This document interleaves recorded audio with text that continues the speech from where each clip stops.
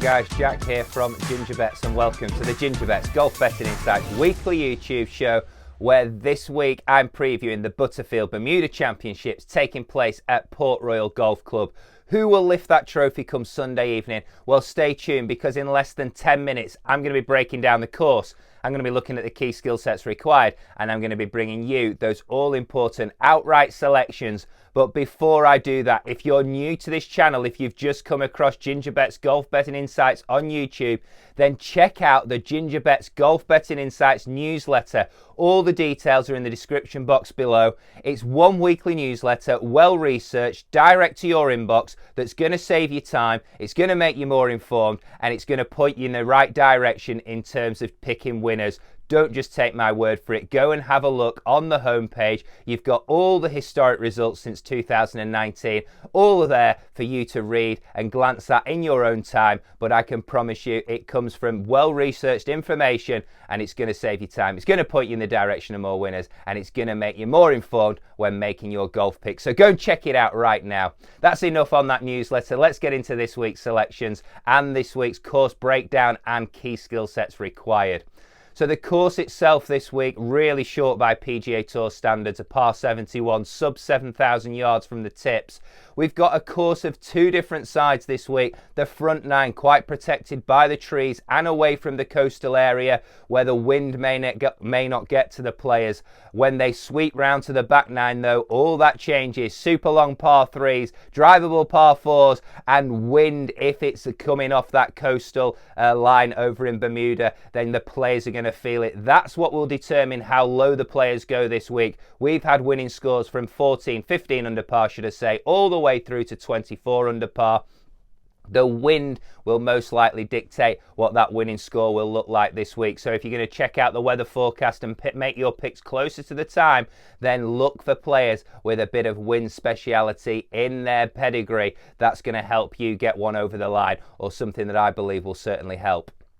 So the course is done. Let's have a look at those key skill sets that are going to be required this week. Well, we have no shot link data to go back on, so I'm going to keep it brief as I usually do. I'm going to start off with tee to green performance of recent times. That's going to be the foundation. How they're playing off the tee, how they're playing with their iron play. How is that tee to green game firing in low scoring events? It needs to be ticking along pretty good, and that's what I'm going to be looking for in the foundation of my research.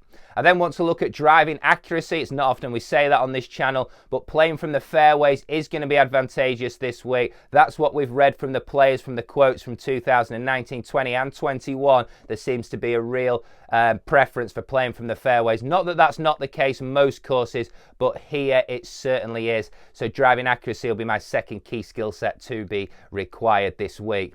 I then want to look at par 4 scoring. In addition to that, I want to narrow it down slightly further and look at the key length of 350 to 400 yards. Which players are dominating those short par 4s? I want them on side. I want players that have proven they've done it over the last 24, 36, 50 rounds in their career. They're the ones that I'm looking for this week. That's what I've considered quite highly in ranking my model. Then want to look at strokes gained approach play. Low scoring contest, you're going to have to hit it close time and time again if you're going to want to lift that trophy come Sunday evening. I want players on side that not so much have long-term good iron form, but short-term, the last 24, 36 rounds, you're going to have to show me something to make my final portfolio. And last but certainly not least, it's strokes gained on the Bermuda grass putting surfaces. If you're looking to narrow down your final portfolio, then no better way than to look at those with good strokes gained putting performance in the bag. My number one pick this week certainly does, and we're going to go on to that right now. Let's get into those all-important outright selections, the bit you really tune in for. Bit of a disaster last week, no one making the place payoffs. We had a real good run at it with Cam Davis after round 3. I thought he had a chance of winning the tournament. He faded away on those last few holes, and that's all she wrote. So it was a disappointing week, but we're still over 45 points up for the year. We've had winners in Max Homa, we've had Keegan Bradley, we've had a second place in Andrew Putnam, we've had Siwoo Kim place at 60 to 1, and we've had one other place at 40 to 1, whose name escapes me right now. But you can trust me, we're doing okay right now. I'll be the first to point out when we're having a poor run. Let's hope we can continue this momentum in the fall season. Headlining this week for me, without a shadow of a doubt, the number one player in the field. Not often I tip a favourite, but he's available at 16-1 UK and USA. Denny McCarthy. Let me quickly tell you why. 16-1 BetMGM, 16-1 in the UK. It's a course that should reward accuracy off the tee, and that's what he's got in abundance. He's ranked third in par 3 scoring over the last 50 rounds on tour. Third in par 4 scoring over the last 50 rounds on tour. Second over the key distance we've touched upon, 350 to 400 yards over the last 50 rounds on tour. And last but certainly not least, he's the best putter in this field. He's the one for me, 16-1. A weak field, I believe he can take his opportunity.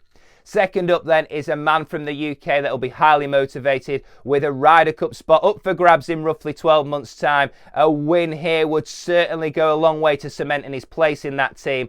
Let me reveal the player's name. It's Wright, 28-1, 25-1 BetMGM in the USA. Let me quickly give you some of the reasons behind the selection this week. Well, he's first in good drives gained over the last 50 rounds on tour, and driving accuracy is going to set up plenty of opportunities this week. He ranks in the top 5 for strokes gained tee to green performance from this field this week over the last 50 rounds on tour, which shows he's got consistency in his game. He's dialed in with every club in the bag. Second selection, Wright, 28-1, 25-1 BetMGM in the USA. Third selection of the week, then we've gone for two accurate players off the tee box so far. We're now going to be a bit more speculative in our selections, and we're going to go further down that market and give you some big price picks. Third selection of the week will be Sam Ryder, 66-1 in the UK and the USA. Let me quickly tell you why. Well, he's gained strokes with his approach play in 6 of his last 7 events. Iron play will be critical, especially in these low-scoring events. He's gained strokes with the flat stick in 6 of his last 7 events, and in addition to that, the Bermuda grass putting surfaces is his favourite by far, and it's exactly what he faces this week.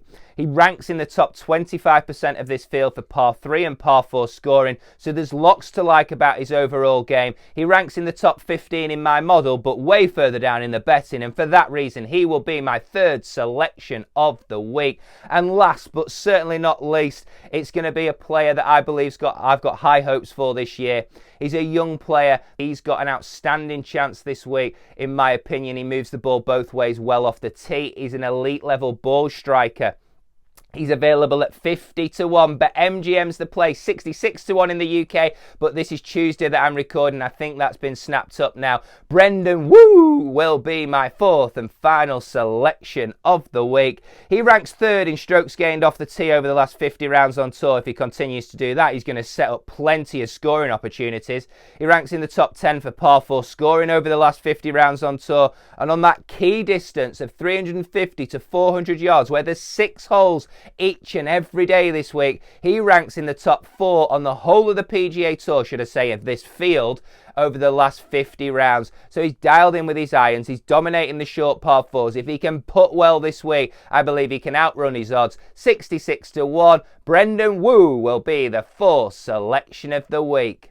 Thank you very much for tuning in. If you've enjoyed this content, can I please encourage you, make a comment in the description box below. Helps get more visibility on YouTube. It's going to help me get some more visibility and continue to bring you these videos free of charge each and every week. If you've enjoyed the content, a like wouldn't go amiss too. And don't forget, sign up to the Gingerbets Golf Betting Insights weekly newsletter. If you're not registered to this, but you're liking, subscribing or tuning into this channel, then you're definitely missing out. So do me a favor, go and subscribe. Takes you 10 seconds. It'll help me, it'll help you, and we're all winners here. Good luck with all your selections this week. Thank you very much for tuning in, and I'll be back next week in what will be a full field event with a high quality field. What I'm looking forward to. Bye from me.